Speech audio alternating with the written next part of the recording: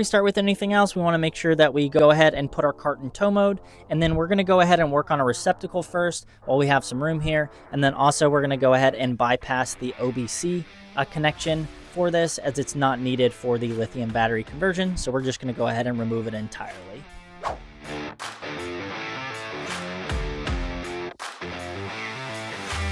All right, so I'm going to go ahead and bypass the OBC connection. I'm just moving this cable out of the way, and then going to go ahead and unhook this harness, as I'm going to use the other side to cut all the cables.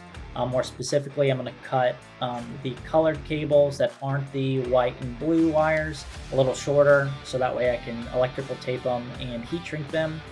And then I'm also going to go ahead and cut the blue and white wire a little longer to make it easier to butt connect those two together to make a loop, so that way the bypass can work for the OBC specifically. So I'm going to go ahead and just cut those now, and then I'm going to twist them to make it a little easier to connect the butt connector together, to tie them a little easier.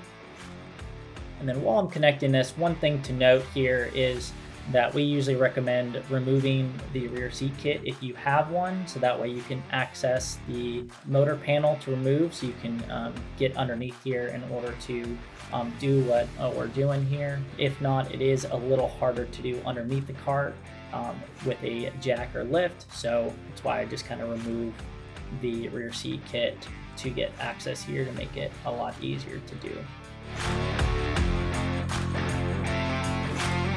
All right, now that I've crimped that one, I'm just going to go ahead and plug it back into the harness and make sure it's tight.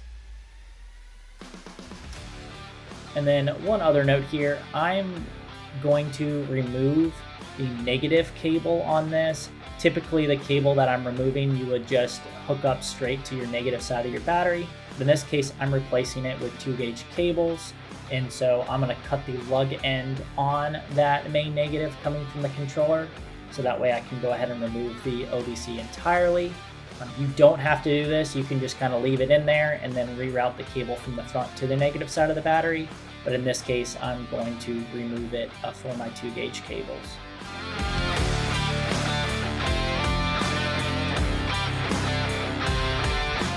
One other note is there's going to be a gray wire that you'll just cut and then leave in the battery tray, and then kind of put it up to the side.